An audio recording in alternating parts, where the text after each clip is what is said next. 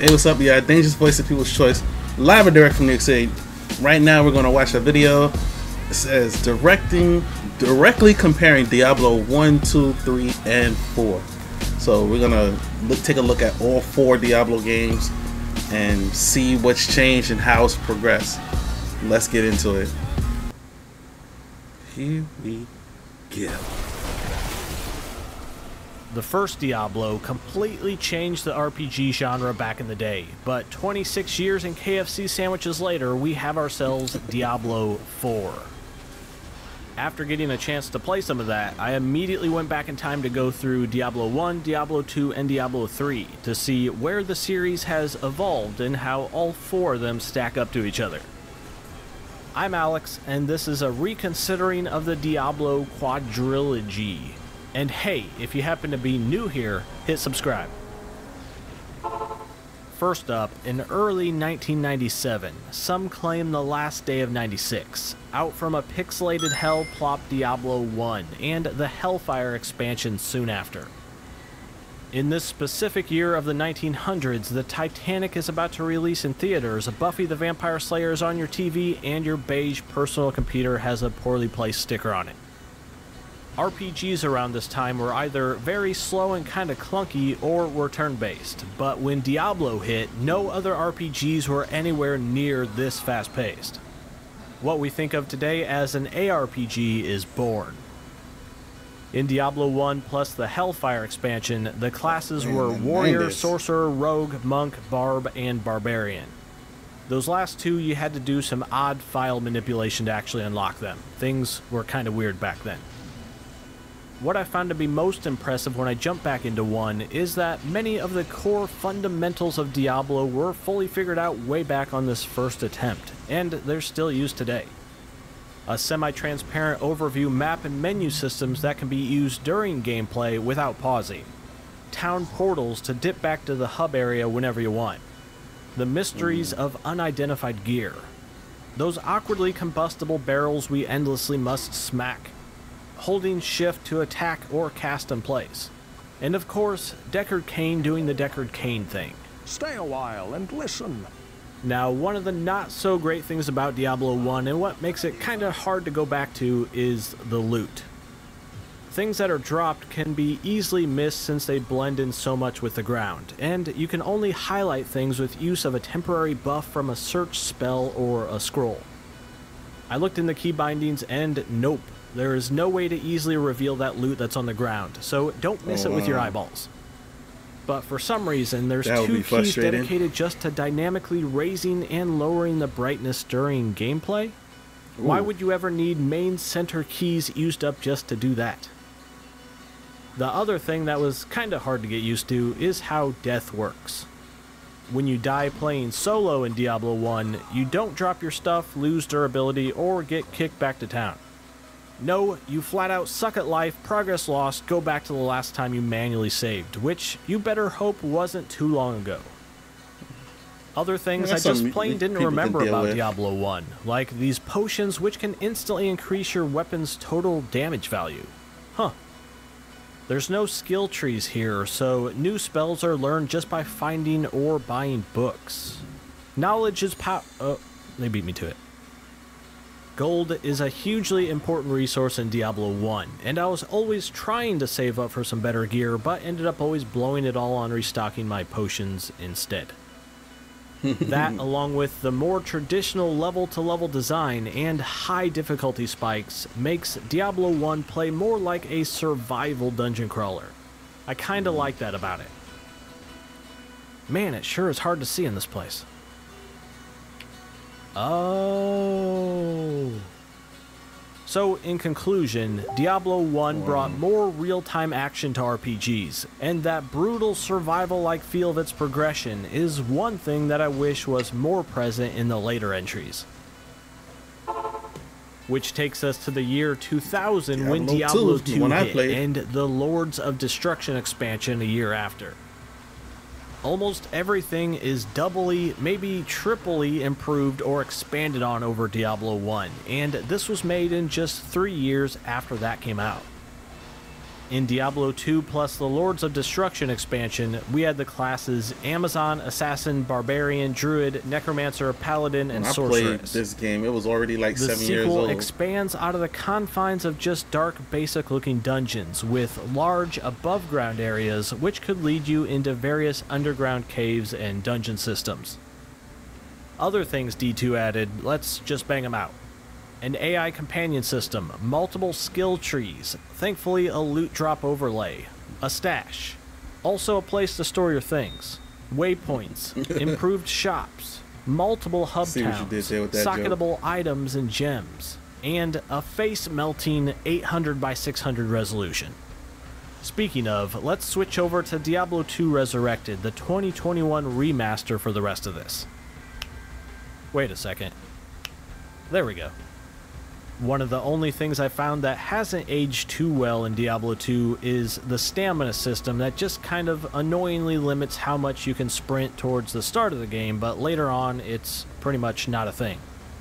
In the remaster, they changed it so that it regens while you're walking, which does help. And personally, I don't really care for charms. They take up inventory space to provide extra bonuses, so you're kind of accepting annoyance for statistical gain. I always just feel burdened by those things. Maybe it's just me. Okay. However, Diablo 2 is still one of the greatest RPGs to this day. Only mild, pure nostalgia factored in, and I vividly remember the frenzy this caused when it came out. Yeah, a lot of people Every kid in my school with a janky home computer not designed for gaming was intensely trying to get this to run. Those who could were completely glued to it, to the point where grades were plummeting and parents were banning use of it in their homes. It was great! 12 years after Diablo 2 dropped in 2012, we have Diablo 3 and the Reaper of Souls expansion 2 years later. He would have never let me play that game if I D3 even gave knew us the about it. classes Barbarian, Crusader, Demon Hunter, Monk, Necromancer, Witch Doctor, and Wizard.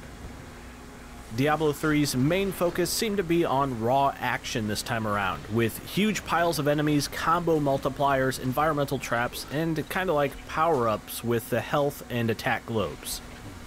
A gory loot theme park is the best way I could quickly describe Diablo 3.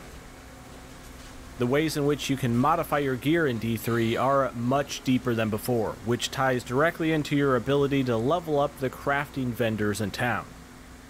Instead of skill trees this time around, skills and spells are unlocked over time as you level up, and each have different variations which alter how they function. Oh, I see. They tried to... The Reaper of Souls expansion everything. luckily added a true endgame with its adventure mode, and honestly, I wasn't too hot on D3 until this came out. Adventure mode was addictive and rewarding, and really took advantage of the semi-randomized level generation, especially with rifts. Also, Paragon levels were introduced in D3, which allow you to further improve the stats of your build by pushing into harder and harder Torment levels of difficulty. Going back into Diablo 3 for the first time in years, there's nothing that glaringly felt, ugh, this hasn't aged well, and it remains the big flashy loot pinata it's always been. Which takes us 11 years later into 2023 with Diablo 4. If everything stayed at the pace of Diablo 1 to Diablo 2, we would be at Diablo 9 by now. That's a little unrealistic though. The classes we have in 4 are the Barbarian, Rogue, Sorcerer, Necromancer, and Druid. Diablo 4's major difference this time around is injecting some MMO into its formula, and getting back to its RPG focus and tone from the first 2 games. While Diablo 3 felt Hot Topic dark, Diablo 4 seems to be getting back to its roots, being truly brooding, atmospheric, and serious this time around. Cue adorable puppy backpack. They have a more realistic look too. Like unlike Diablo previous 3 had Diablo games, the overworld map in 4 is not generated randomly to allow for online players to scramble around in your game.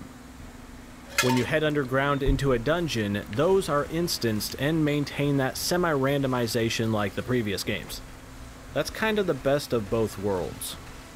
Half of the game world is solvable, I guess, with things being in predetermined areas you can purposely seek out, while the underground layer is classic unpredictable dungeon crawling. Skill trees are back and are quite a bit deeper than they were in Diablo 2, while also including some of Diablo 3's skill variation ideas. Aspects are another big change in Diablo 4, which are unlocked by completing certain dungeons or by extracting their effect off of legendary items. Once you have an aspect modifier, which is essentially an effect usually exclusive to legendary gear, you can slap those onto gear of your choosing to have more direct control over your build. However, the main standout from my time with Diablo 4 is how much better boss fights have become. Check out the Butcher fight in Diablo 1. It's just a dude endlessly swinging at you over and over and over and over and over. I ran into the Butcher for the first time. In Diablo 4, boss fights are actually good boss fights, with various phases, summons, and unique mechanics, while having a greater focus on dodging attacks, rather than just standing in front of them and smashing your DPS against theirs.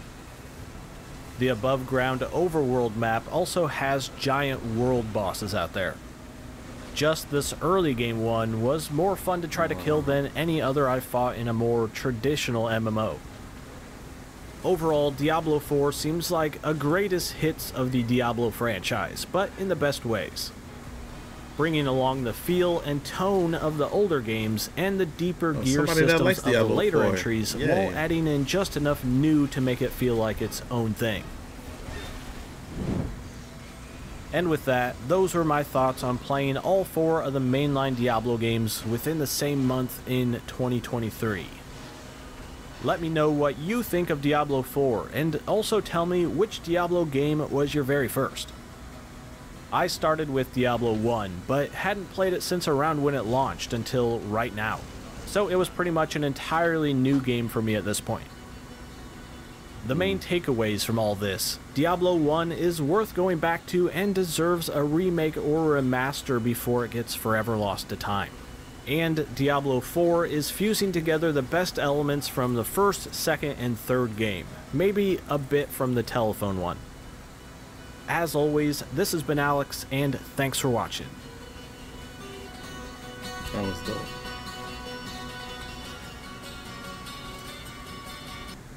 Eventually the druid is a total beast. We'll have to look at that another time. Oh man. Yeah, so you saw how Diablo's progressed over the years and all the things that they added. And this guy, he actually likes Diablo 4. All the other videos I've been doing, people have been hating on the game, but this guy actually likes it just like I do. So but he's been a fan since the very first game in the 90s. I'm like, wow, because Diablo 2 was 2000. I know when I played it, it was 2008 when I played it for the first time. So it was, and I enjoyed it. I had a group of guys I played it with. I enjoyed it thoroughly. But I just never picked it back up again after that. Because it was on PC. I didn't have a good laptop at the time. My laptop was barely good enough to play it, so didn't have a good PC at the time. I was playing mainly on console at the time, and it wasn't on console. I think the first time it came to console was Diablo 3. So been mainly a computer game for the longest. So let me know what y'all think of this video. What are your thoughts? Have you been playing Diablo for longer than have you been playing Diablo since the first one? When did you jump into Diablo? Let me know in the comments below. Thank you for watching. God bless. Good night. Peace. See you on the next one.